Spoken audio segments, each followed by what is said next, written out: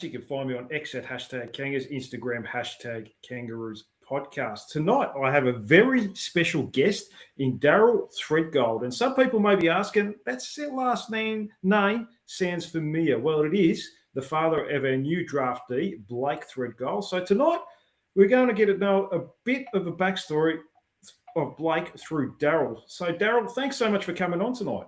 Welcome, Dean. Thanks for having me. Absolutely. Let's get started and straight into it.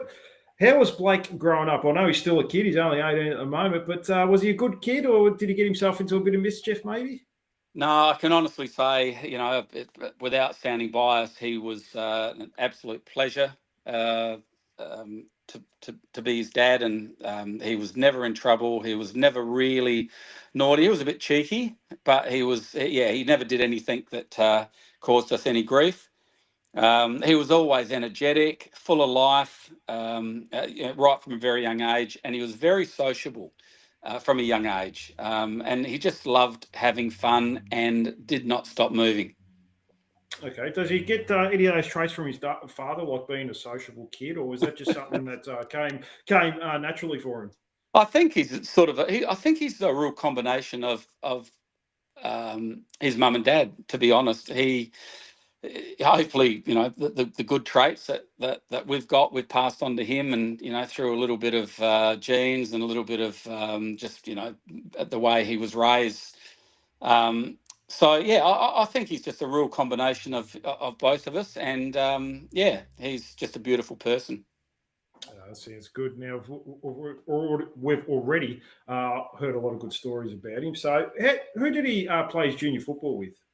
So he predominantly he played at Payneham, Norwood Union, and he obviously then went to Sturt and played for school footy. I remember taking him to Auskick when he was about 5 years old, and he absolutely loved it. Just always had a footy in his hand, even at home. Just loved the game, loved getting better. He would do things like he would Google what makes Michael Jordan jump so high, and then he would try and emulate that. So that's the sort of kid that he was. Oh, awesome. Did you know at a young age that there was something special about him, and he was a special talent? I had my fingers crossed, to be honest, because I love the game so much. Just to have someone in the family to play at that elite level would have been a dream come true. And obviously now, as it's turned out, he's on the path. But it was interesting because when he was at Payneham, his under-15s coach, the legendary Gary McIntosh, who played for Norwood and South Australia.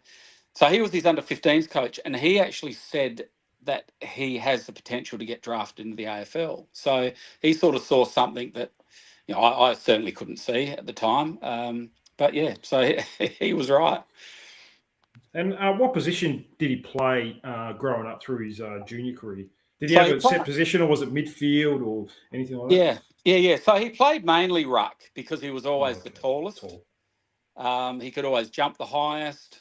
He could always run the fastest. So he was generally around the ball wherever that was. But there'd be occasions, depending on the state of the game, that the coach would throw him wherever he needed him, whether it was forward to kick some goals or go back and stand on a dangerous forward, but predominantly in the ruck.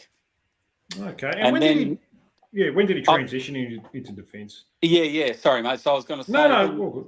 Then last year, not last year, the year before, when he was in his first year of under-18s at Sturt, he sort of put his hand up to be a forward. And they had a guy called Alex Dodson, who you probably might know, that ended up going to St Kilda. So he was the ruckman. And then so Blake put his hand up to go forward, and they had a pretty stacked forward setup. So his coach said, look, why don't you, we'll plant you at centre-half back. I can see you sort of, working behind the ball and with your height and your leap and your speed and so forth. And so he sort of went there and absolutely loved it.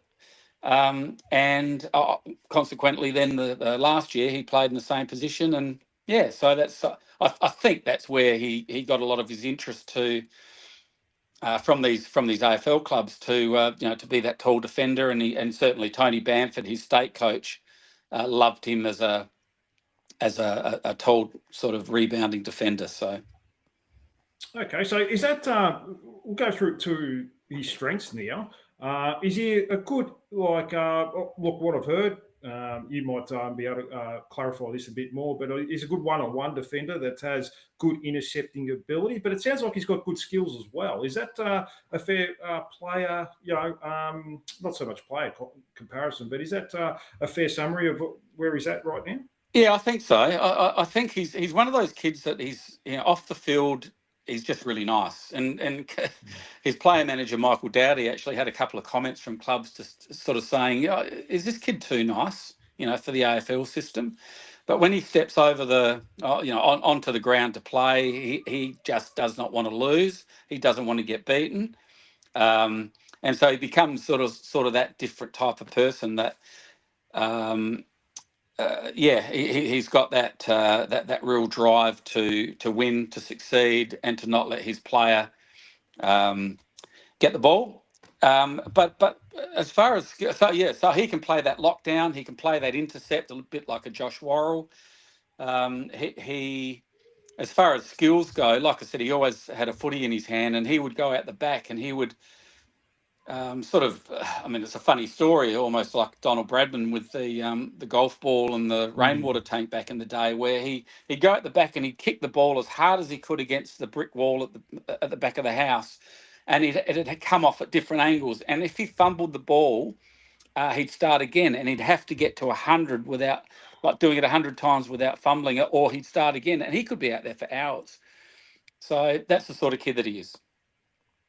Yeah, so it sounds like he's got a pretty high work ethic, and it sounds like he's almost a little bit hard on himself as well. If he doesn't set high standards, that he's not happy with himself. Yeah, good call. Good call. So we'd come home from games, and he would be stewing in the back of the car because he was the best player and the team won, but he might have missed a shot on goal or dropped a mark, or his player marked the ball. And so he's always been very tough on himself. He has lightened up a little bit. So he's the last couple of years, I think he's really enjoyed his footy more so than when he was at Payne, and where he was really tough on himself. Oh, so he has. So right now, like if he plays a game, let's say in the AFL system in the next 6 to 12 months, how do you think he'll go after a game? Will he still be a little bit, dwelling on things, even if the team or the supporters feel like he's played a good game? Will he still be dwelling on things that happen out on the field, or does he move on pretty quickly and try and be better, I guess, next time? No, the good thing about him now is he's developed that goldfish mentality. So, and I think that's critical with, someone that's really tough on themselves and drives themselves to get better. But if they do make a mistake, that they just switch from it really quickly and move on. So you're just finding that balance. No, it definitely sounds like it. Do you give him much advice? Have you given him much advice along the journey, like after games, or do you sort of like? I always felt like even with my kids when they play basketball, I always felt like I don't want to say too much after a game because it's emotional sometimes, and sometimes they can be a bit hard on themselves. Do you say much after the games, or do you just let him be? No, so we would.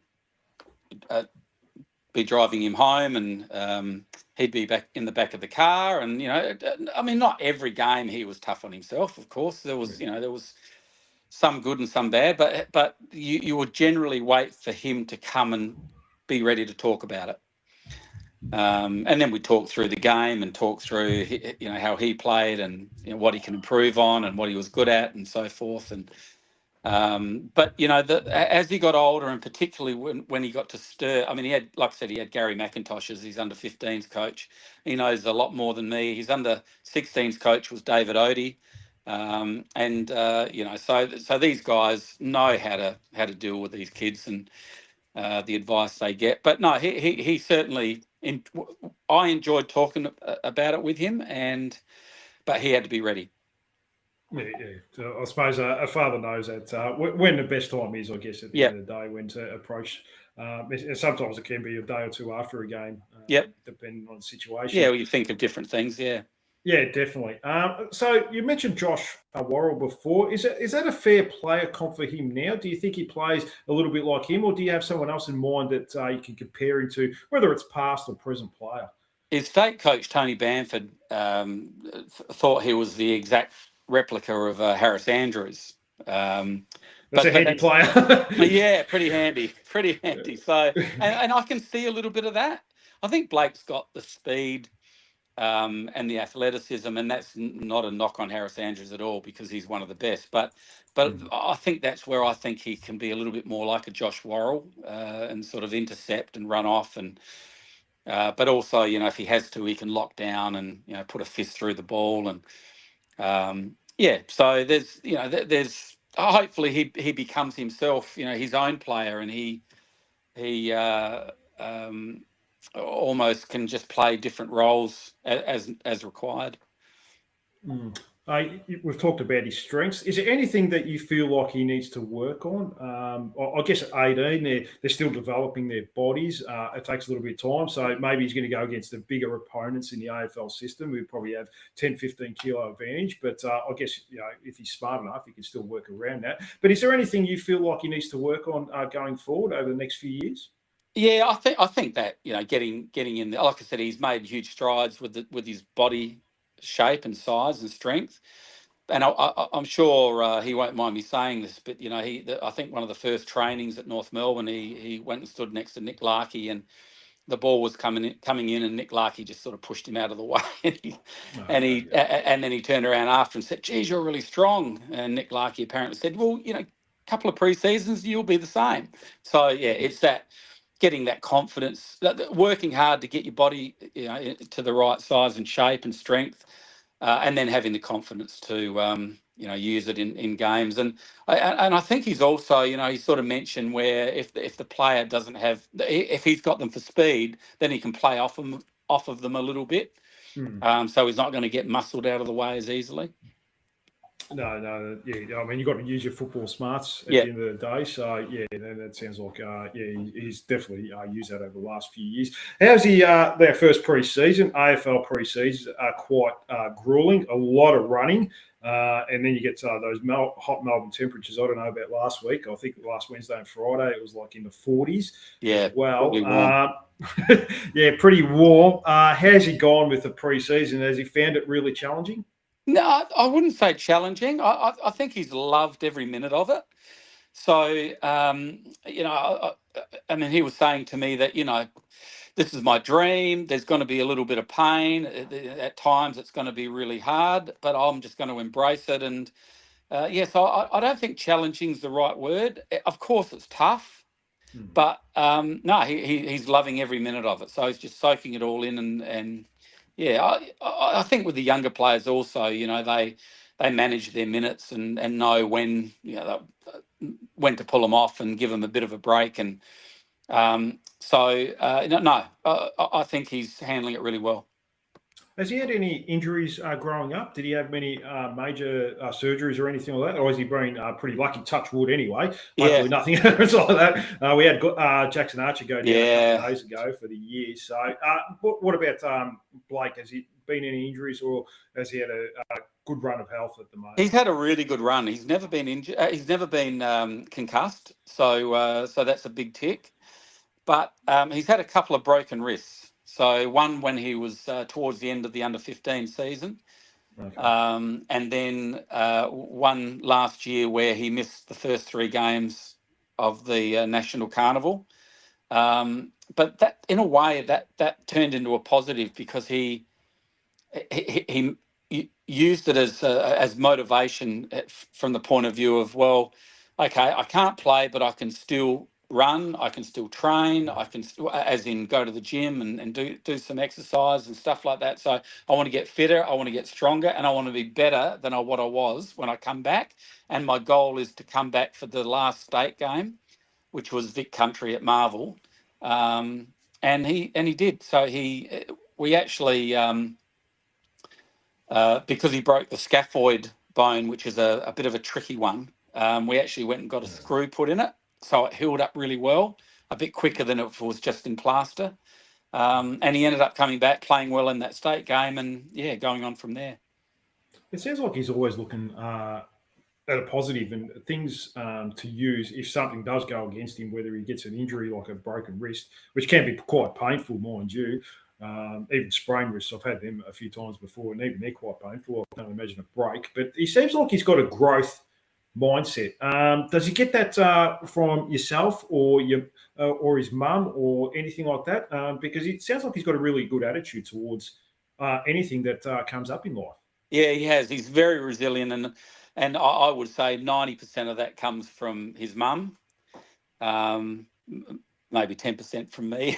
the majority is from mum. I mean, if I get the man cold, then I'm wiped out for 2 weeks. But mum soldiers on. So very positive, and like we said before, just finding a positive in everything. So you're going to come up against adversity, and how you deal with it sort of shapes who you are as a person. And going forward, particularly in this industry, or the AFL industry, is going to be really tough.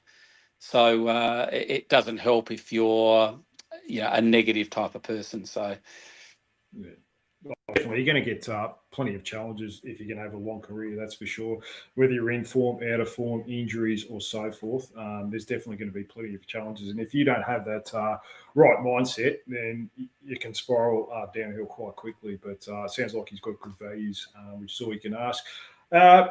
Is there anything that he's missing in particular from back home? I know it's only the next state over, but it is still a fair distance. And I'm going to talk about a player that may have left after a year that we drafted number 1 a few years ago. But is there anything in particular that he's missing at the moment from home? Yeah, there is. There's one thing that really stands out, and I can totally understand why he's missing it. Mum's cooking. Yeah, that's generally what most people go with. It's always mum's cooking, and it is a big thing. Even when I moved out in the early 20s, that's the first thing I missed until I sort of had to grow up a little bit and cook my own meals. But it's definitely something. But let's talk about his mum. What influence did she have on Blake growing up? Yeah, Blake's mum Stella's absolutely amazing, and the thing she's probably helped, and we've spoken about it, is definitely his mindset, his positive attitude. Where he does his journaling, and he does some meditation and things like that. She's helped him a lot with that side of things. And the other thing she's helped a lot with is just the benefits of good nutrition, how important that is. So he's very, he's one of those kids that if he, maybe not to Harry Sheezel's level, but if he puts it in his body, he wants to see a benefit from it. And also things like, good sleep. And so I'm totally supportive of all of that. And I try and live that way as well, but mum's certainly the main influence. It sounds like it. Yeah, I mean, it is a big thing this day and age with meditation, and just having that mindset and recovery obviously is very important. A lot of people do ice baths. Recently, I've just got myself an infrared sauna. A dry sauna. That's been big in my recovery. I was having knee issues because I do a bit of running, and that's made a big difference already in that sort of thing. So I mean, it's changed a lot from probably myself and when you played, Daryl. When after a game, let's just go to the pub or whatever it was, and just go for a few beers and sleep it off on Sunday. But it's come a long way since then, hasn't it? Oh, mate, I was going to say the only ice that I used to worry about was what was in my drink.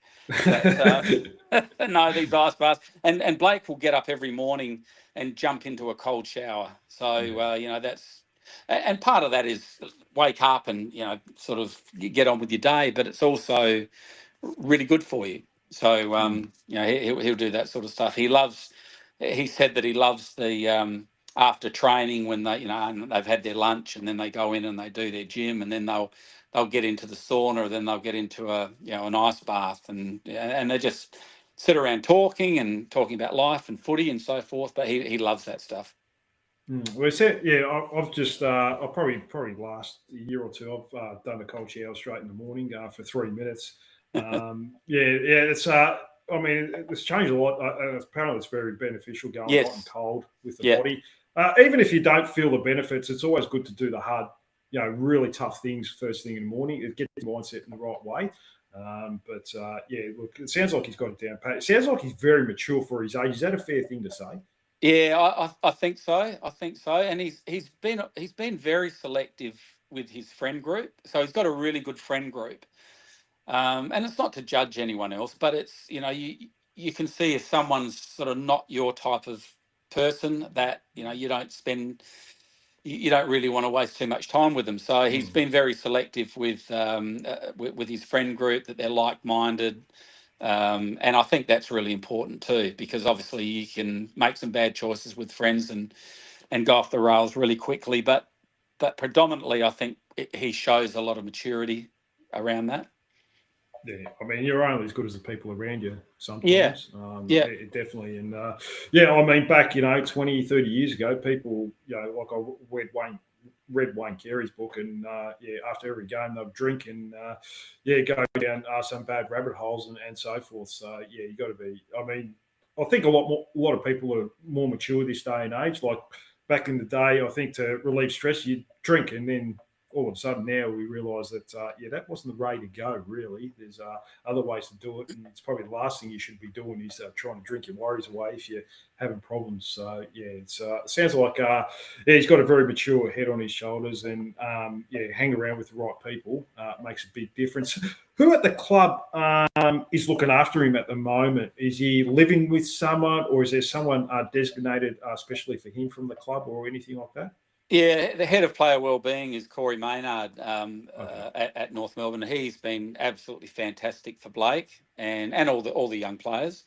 And Blake's when he first went over there, he was with an ex-SA boy, Taylor Goad. So he stayed with him for a couple of weeks, and then they had a week in Noosa, and then he came back home, and he's gone back with a host family. But it's actually one of the gentlemen that he's living with. Volunteers at the club as I think he's something to do with the physio department or something like that. So there's that connection, and he's got a beautiful house in Glen Iris, and he's pretty settled there. Yeah, it's a good area, Glen Iris. A bit above my price range, but no, it's a very nice area. So it's 10 minutes from the city, so it's perfect. Yeah, it wouldn't be. It's probably 10, 15 minutes from the training ground as well. So it's about 20 odd minutes. 20. And the other thing, of course, is everyone from all the coaches, the head coach obviously Alistair, and all the coaching staff and the support staff and all the players. We couldn't be happier and speak highly enough of how supportive and welcoming they've all been. Is it true that Clarko came the day after the draft and took him out for breakfast? Yeah, it was a funny one. He did. He absolutely did. And it was a funny one because when he got drafted, his player manager, Michael Dowdy, was here, and he said, just got a message that Clarko's flying over and he's going to take you all out to breakfast the next morning.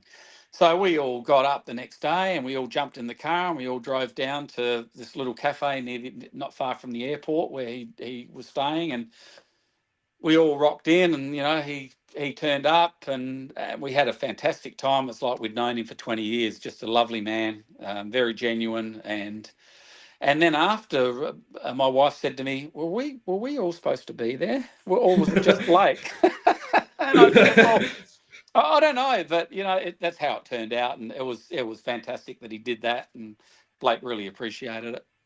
No, that's good. Did he shout you all breakfast, or did he shouted us? Yeah, he shouted beautiful. us. Even better. I didn't realise that at the time because I would have ordered more, but no, it was very generous of him. No, good on him. Absolutely. I mean, the good thing is it probably puts your mind at ease because he gets drafted by North Melbourne. You hear a lot of things, but you probably don't know exactly where he's going. So it probably put your mind at ease a little bit as parents that he's going to get looked after pretty well. Yeah, I think so. It was a big. I mean, the pick before, which was the last pick of the first night, which was Freo, and a fantastic club, of course, but just a long way to Perth. So we were hoping that he would get drafted, of course, but when they didn't pick him, we were pretty confident that from there he'd probably end up in Melbourne somewhere. And as it turned out, it was fantastic that it was North Melbourne, and Blake was very, very excited about it. Did you going into the first night? Now there was a lot of rumours I heard that North Melbourne are definitely going to select Blake the next day. Did you hear anything from the club in that regard? Are you allowed to disclose that, or did you go in not sure still that whether it's going to be North Melbourne or someone in the next few picks after that? Yeah, no, we didn't know. We as I said, we were hoping, and when we started watching the second night of the draft, and a couple of the presenters on there were sort of saying, we think North Melbourne are going to take a tall, probably a tall defender. A lot of the supporters were sort of online, sort of saying that's what they need, and so, but we didn't know. We didn't know, so it was fantastic that it was the first pick on the second night, because we had about 40 people here, and we could actually enjoy the night. Whereas if it was late on the first night, it was almost like people were starting to fall asleep. So it worked out well. And how far before the draft, or maybe during the year, did you think, oh yeah, Blake's going to get drafted this year? Were you 100% confident at any period that he's going to end up on AFL list? I can just see it. Or were you still unsure even going into the draft? I think it's an interesting question, because I remember saying, like, Blake and I would go on a lot of walks. So we loved walking, whether it was bushwalk or just just around the suburbs, and we'd just talk. We'd listen to music and we'd just talk about life and about footy, and a lot of the conversations leading into the draft were about, will you get drafted? What club? If you have to move, and all those sort of conversations. And I just didn't want to let myself think or believe that he would get drafted. So it was always that hopefully, if you're lucky enough, they were the sort of the conversations. Okay. And if I'm honest, and I lay in bed at night, I would picture him playing in the AFL. That in my mind, and I truly believed that it would happen. But my conversations with him were more around if, and maybe, and hopefully. So. Yeah, it's an interesting one, because nothing's written in stone. And you saw how the draft played out. There was some talented kids that didn't get their names called. But his player manager was pretty confident, especially given how he'd come back from his injury and also the position that he played. You mentioned Michael Doughty, obviously a very good player from the Crows. Yeah, going back in the day, I thought he was a very underrated footballer. Very underrated. Yeah, no, he had a very good career. He would have played over 200 games easily. I reckon he was about 230, something like that. But no, very, very good player. Had his challenges with injuries, but played in some good sides too and held his own. So yeah, he was and just a lovely, lovely man, and perfect for Blake, because he's just someone that's always the same, very consistent. He's not sort of up one day and down the next, and that's really important for Blake. So Blake picked him primarily because he'd played and he'd experienced the AFL system, and he was perfect for Blake. Well, he was pretty consistent in his AFL career too, Michael Doughty. Not that I watched Adelaide religiously, but I never saw him play a bad game. So it sounds like that carries on into his personality as well. So I think so. Yeah, and he didn't again, as a defender, he didn't like getting beaten. Now, just on that, look, I don't think many defenders like getting beaten by forwards. No. They're a protected species sometimes. So but we'll move on. Now, you sort of mentioned the wording you used around Blake, like if you get drafted, and a number of other words. Is that a bit of father protection as well, just in case it didn't go his way? You don't want to get his hopes up? Yeah, I think so. I mean, we didn't talk about what he'll do if he doesn't get drafted as far as his footy career goes. I mean, he would have stayed at Sturt and been happy enough to have a career there. But it was, I think it was more that, it's not a given. and it will be an absolute privilege if it happens. And yeah, lucky that it turned out the way it has, and let's hope that he has, like we said, he has a long, successful career for North Melbourne, and that's absolutely his plan, to work hard and make that happen. But no, there was a little bit of protection there that, don't get ahead of yourself. No, and that's a typical father sort of way of looking at it. So yeah, no, that's really good. That's a good approach too, I feel, as well. Now we have had a past player that was a former number one pick a few years ago now, that decided after a year that he was homesick and wanted to go back home. Should we have any concerns as supporters that he might get homesickness and wanted to go back to Adelaide after dominating for 3 to 4 years? It's funny. Yeah, it's funny because we come over there last week and we were talking. Clarko, after training, come over and had a chat to us. We were talking about what happened at Christmas and so forth, and Mum and I were over there helping him sort of set up his new room, and so he's got the big screen TV and the PlayStation, the PS5, and so he's got his record player and all his records, and he actually made the comment that he feels like this is similar to his room at home. So from that point of view, he's pretty happy and settled. And then we were talking to Clarko, and we were sort of saying, we're hypothetically, we've sort of been saying maybe we should look at buying a unit over there. So when we come over, we've got somewhere to stay, and but obviously we won't do that next week. We'll wait and see how this progresses and if Blake gets another contract and so forth. But no, I from a supporter perspective, I think they should be very confident that he is a very loyal person and already made some really good, strong friendships, and yeah, would love to be a long-term part of North Melbourne's future success. Has he grown a closer bond with the Adelaide boys? Like we've also got Tom Powell that's come from South Australia, Taylor Goad, who's in his third year in the system. Has he drawn a closer bond with them, or is he just has he made other friends at the club that he's really close with? Yeah, look, certainly Goody, because he moved over there. When he moved over there, he stayed with him initially, and just a lovely, lovely man. So he's certainly close with him. Tommy Powell, our older brother, actually played with him at Sturt, so there was a bit of a family connection there, and he's a nice boy. But he's made some good friendships. Sort of, Zane Dersma, Cooper Trembath. They've got some things in common with different TV shows and gaming and so forth. So, I think the feedback is that everyone sort of has been impressed with how he's fitted in so well. But yeah, I think it's important to make some good friendships outside of the football component of the club.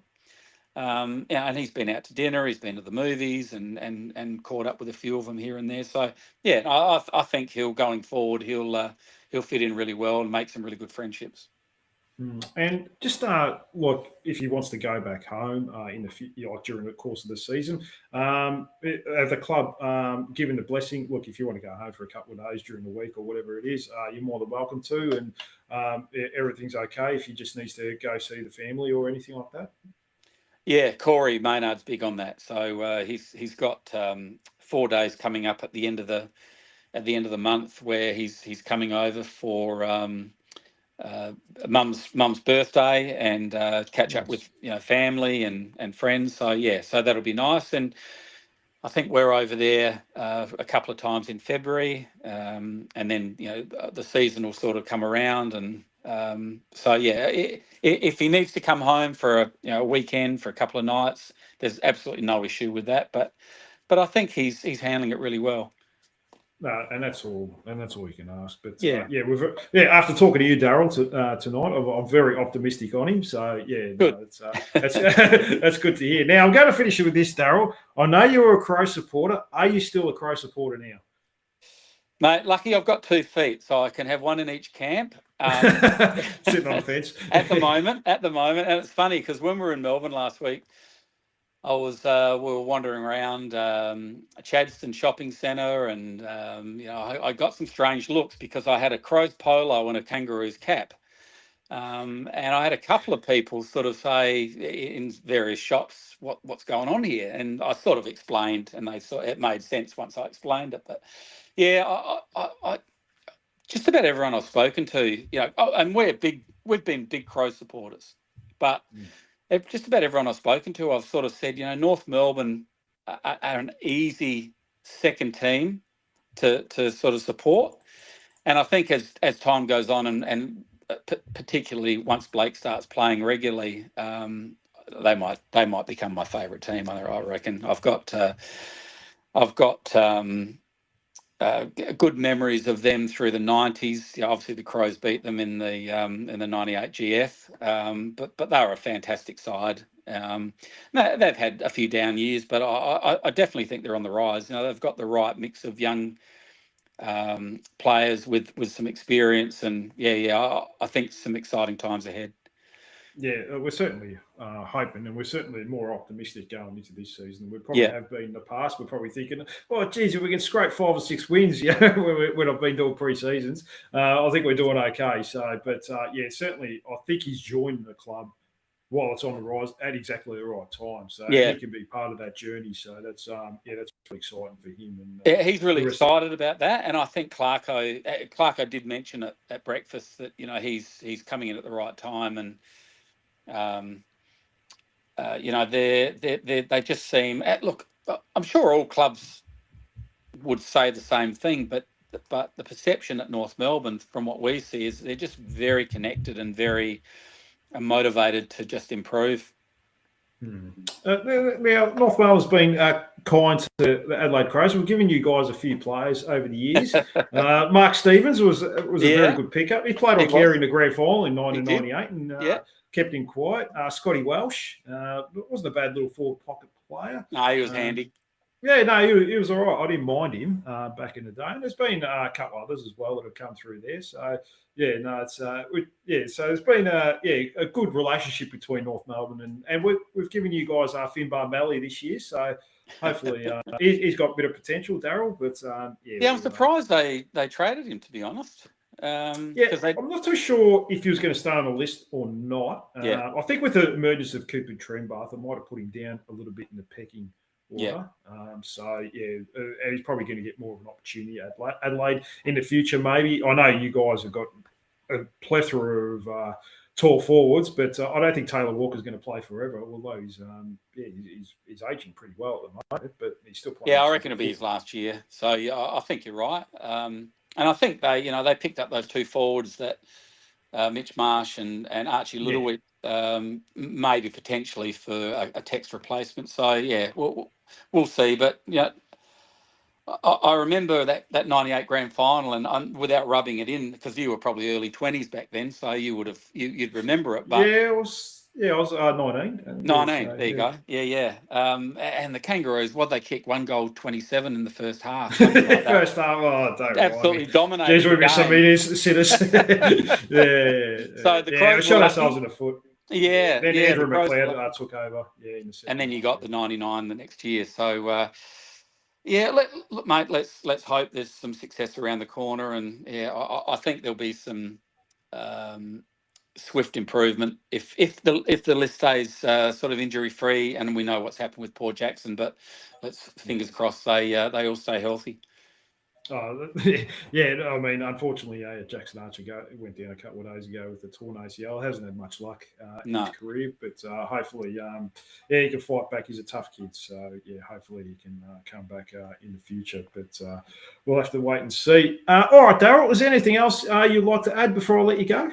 Mate, I think we've covered it all. I hope the North Melbourne supporters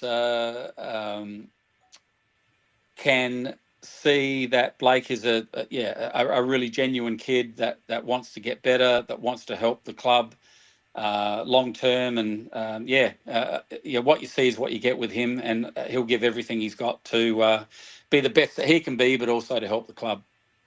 Look, generally speaking, growing up at North Melbourne, we've always been about the shin boner. You've probably heard about it. Yep. We've always rely on Archer, blue collar workers. Yeah, like the blue collar type of players. We always enjoy them a lot more than the Port Adelaide player that left us a few years ago. That Francis around. We always enjoy the blue collar type of players. So if he can, plays to gives it his all every week, then we'll support him 100%. There's no doubt about that. North Melbourne supporters have always been like that. So definitely looking forward to seeing how he goes over the course of his career, and in particular over next 6 to 12 months, and hopefully he gets that opportunity this year. But we'll have to wait and see. Hopefully, we can certainly bring some success your way too, Daryl, because we've probably been a little bit starved lately. Although the women's team, they've certainly brought some success with us, so we can't be too greedy at the end of the day. Mate, we came over for an induction day at the club about a week after Blake got drafted and moved over there, and that was fantastic. Everyone was just so accommodating and supportive and all of that. But then that night we all went and watched the women's grand final, and that was absolutely fantastic. But the thing that struck me watching it live was how hard these girls throw themselves into the contest. Absolutely ferocious. So that was amazing. So they deserve the success, and hopefully the men can find some motivation from that, and keep on the improve. No, and that's all we can hope for at the end of the day. And we'll see how we go. But Daryl, thanks so much for giving me an insight into Blake and how he was growing up. All the best with him, and all the best with you and the family along the journey as well. You're part of it. I really hope we get a 250 game premiership player here. Blake seems like a high character kid. I've only heard good things about him. And that's a good reflection on the parents as well. So thank you so much for coming on. And we'd love to have you back on one day again, and we can chat about how he's going and the challenges he's faced, and maybe the good things that are coming, that we certainly hope are coming in the future. Yeah, no, thank you, mate. I hope I haven't said anything to embarrass Blake, but I'm sure. I hope you have. That could be a different episode. So no, we'll look forward to all that's to come, and hopefully we'll see each other at the footy. Oh, that sounds good too. Now, and thank you to all your listeners as well. Give Daryl a follow on Instagram. Give Blake a follow, and give me one as well. Like, subscribe, leave a comment, do all those fun things to help the show. That's it from me. I'll be back soon. Bye for now.